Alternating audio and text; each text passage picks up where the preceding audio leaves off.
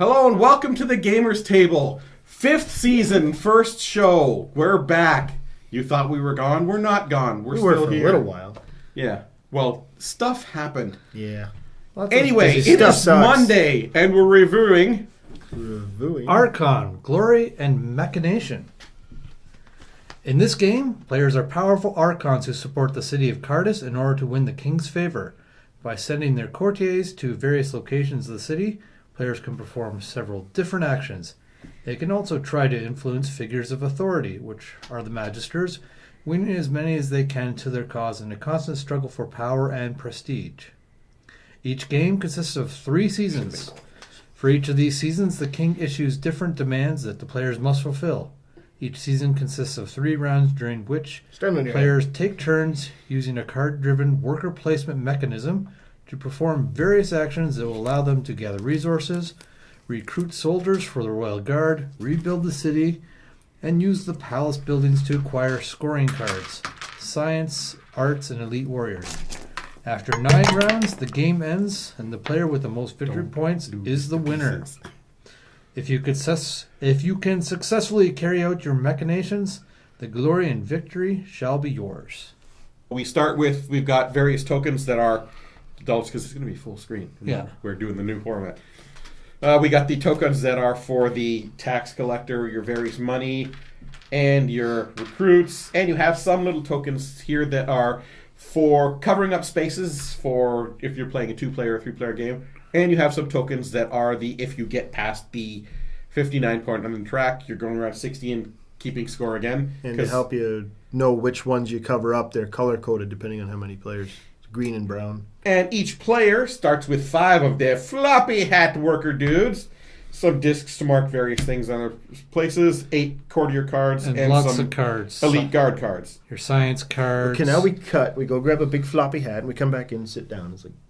No, because okay, now get some big floppy hats. You got any big floppy hats? I have one pirate hat, but it hasn't got any floppiness to it. Dang. We're still doing this. Remember, okay. This is full screen. Okay. Right, back. Next is tokens of the 4 different colors representing the 4 resources. I was going to say the 4 elements. Where's the 5th element?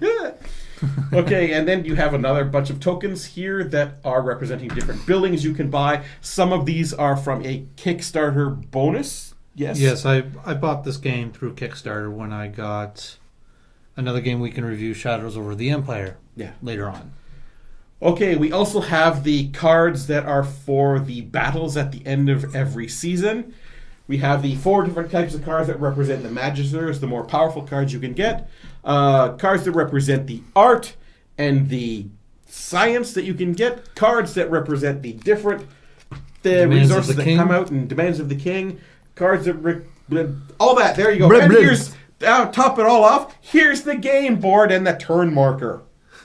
And now back to your regularly scheduled show. Lots of stuff. Yeah, there's a lot. It's very cluttered. The busy board certainly doesn't help.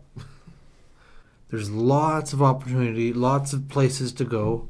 I mean, going first is always nice, but I find in this game there's so many places to go, so many things you can do, so many different ways to score your victory points. You're never really blocked off, especially when you have clerics involved. It's a very busy board. Let's get that out, that elephant in the room right now. It's a really busy board. It's a really busy box. Yeah, but like the board, there's a lot of pieces that go all over the board, and after you get used to it, it's not too bad. But when you first look at it, it's like, I can't really find anything. It's just so busy. There's just so much going on, but the artwork is really nice. Yeah, it is very good. It's just, like you said, it's so cluttered. It's like trying to... It's like, are there any tiles down there? I wanted to buy something. Oh, yeah, there they are. Okay. It's like, you can get kind of lost in the board. But like you said, once you get playing, you kind of notice. Yeah, the other negative issue we have come across with this game, and it's more a personal thing, is that the 4 colors of cubes are white, gray, black, and wood color. And the cards on there, even though you know which one's gray and which one's black, so is that black or gray? And then 2 minutes later, is that black or gray? Is that one black or gray? It's just, is that white or tan? Why white, tan, gray, black? You have all the colors of the rainbow to pick from. Why pick 4 that sort of look like each other? Well, they're supposed to look like the stuff they're actually representing. So Which silver they is do, kind of but- gray, and iron, well, I guess black, but the papyrus would be kind of like that color, that off-white. So you start the game with your 4 regular courtiers. They all got different artwork, which is really nice. And you'll get resources depending on the random player order that you figure out. So the first and second player will get the same thing. The third player will get, I Third think, and fourth player will get some extra recruit tokens. Tokens. The first thing you got to do then is you got to buy 2 magisters. You can buy any 2 you want. You can afford. You could, given what you have at the starting income, you can afford 2 of them. So you buy whichever 2 you want, and then you start the game. You separate your now 10 cards into 2 piles of 5. Yeah, when he said 4 courtiers, he meant 8. Did I Yeah, say you 4? start- 4. Well, I think what did it He sound was like thinking said? one hand. And it's Yes, actually 8 yes. the full I thought he said format. But anyway, No, anyway, the I was four. just going to explain. Okay, well, I'm just, go ahead. Explain, explain the magisters. Yeah, okay, Ken. well, I'll explain Go the ahead. magisters. 'Cause Derail I the got the, conversation as usual. got the card in my hand. I was about to start it. Anyway, tax Can you tell we collector. haven't done this in a while? Yeah, it's like blah blah blah. All right, well, you get the red tax collector over here. Added tax collector token. When entering a building, whenever opponents enter the building, they must pay you 1 gold coin. So he can be a little annoying, but unless people go to that spot, he's really not that useful. The cleric is very useful. Ignore blocked action slots. So if you want to get to that building and someone's already there, your cleric will get you in there. The scribe is play another action after this one. That can help if you want to do something in rapid succession before somebody else can beat you to it. But you do have to pay the costs and cards yeah. as usual. So you're sort of taking yourself out of the turn order quicker. Yeah. But if you really need that stuff, it's like, okay, I got to get that there. Yeah. There, I got them. And the merchant is probably my favorite one. Get 1 additional good from the buildings with a merchant symbol. So you're getting extra coin or extra goods and materials over there. So that's always very handy. So Or I like recruit that tokens. cleric and merchant combination has been pretty handy. The magisters also determine turn order if you hang on to any cards. If you decide to pass, the value would be I think it was the merchant is worth 4. The scribe is 3, the cleric is 2, and the tax collector is worth 1. So whoever's holding on to the merchant here is definitely going to go first. If Well, nobody if grabs they're it, just holds holding anything on to back, one. turn Yes. order doesn't change. Yeah. Right. Turn order Courtiers can be are worth helpful in this 0. game, but it doesn't seem to be as critical as is it with some worker placement games, because there's lots of opportunity to get to spots, especially with the clerics. Right. Everyone can get and a cleric. the scribe too, going twice in a row or something like that. So at the start of your turn, you have your cards separated into 2 piles of 5. You're starting with 2 magisters and 8 courtiers, and then you just play a card or 2 cards depending on what space you want to go to on the board. Take a meeple, place it on, do your action. That's another thing. Some of the spots, like you said, have either 1 card or 2 on it. The magisters always count as 2. So they're also very handy. It's like even if you don't use them for their ability or whatever, you can just use it to get on that double spot there. When you place a guy on the wall, if you place 2 guys near the gates are worth 1 victory point. So it's advantageous to get your elite guards out there faster to score the victory points. And when combat rolls around, if there's 5 on the wall of anybody's and the attack strength is 5, you're all good. But if they're only combined, there's only 2 elite guards and the attack strength is 5, then only your elite guards help you with the losses. So everyone will suffer 5 losses minus their elite guards. So then you lose recruit tokens first, then resources and then coins at 2 per loss, and then you'll start losing victory points. So It's just 1-to-1 for the victory points, though. Yeah. the battles aren't as critical. I'd like to see the battles be more difficult. They're Personally- annoying enough, I think, but yeah. Suffering the losses. You need the recruit tokens to absorb the losses. It's something that you must plan for at times. Otherwise you're just going to keep losing victory points. Wrapping up for Archon, Glory and Machination.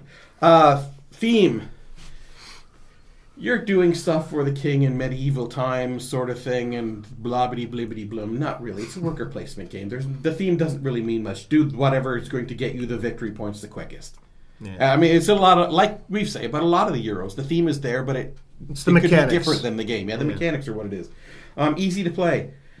The board looks really busy. The setup is kind of complicated, but it is really easy to play. It's just it's like a lot of games. It's a lot of setup. And again, it's because the board looks so busy. It looks complicated. It's not. And fun to play. Yeah, I mean, it's a worker placement Euro game, and I don't mind it. It's not too bad. I give Archon, Glory and Machination, a 7.5.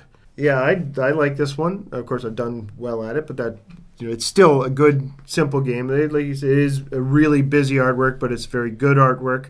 It can be a little hard to locate stuff on the board at times, but once you get used to it and play it more often, it's not quite so bad. You'll start to recognize, hey, that there is something still there, But the battles certainly help force you to plan for certain things, make sure you don't lose resources, victory points. But building the guards and getting arts and science cards over there, it's all victory points for at the end of the round or each round. So it's going to help you out, whether you lose, you get attacked or not. So it's bonus points.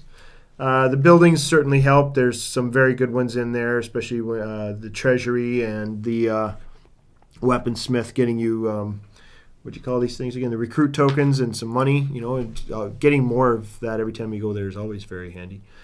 But I like the way the game plays. The mechanics are good. I think it's pretty simple, but there is some strategy, and turn order matters a little bit, but not too much. 8.5 for me. It's not awesome or anything like that, but it is certainly a good, solid game. Ken has been besting me on this game, and congratulations to Ken. Normally I'm a little stronger at these types of games, worker placement, planning, resource management, but he's really seemed to click on this because I seem to be more focused on the end game or building. I like to build my engine. I like to get lots of buildings. I got lots of resources coming in, where he seemed to be more victory point focused right at the start, and that helped pay off for him. This is a good worker placement. I like the card mechanic, playing the cards and then putting your meeples onto the spot. I don't think the game is deep enough. I'd like to be a little bit deeper, a little bit more, I don't know, a little more deeper. Yeah.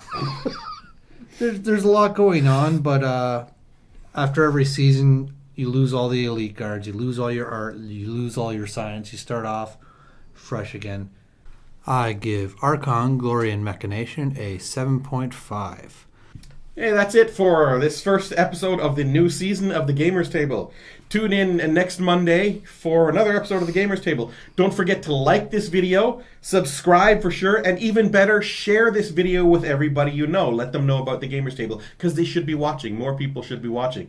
And keep an eye out for all the other stuff that's coming up. We've got the new magic shows from Chris. We've got new episodes of Did You Read the Book? We've got new episodes of the Independent Edition, and probably new episodes of the Design Series, maybe even more shows. So keep watching this channel. Yes. See you later.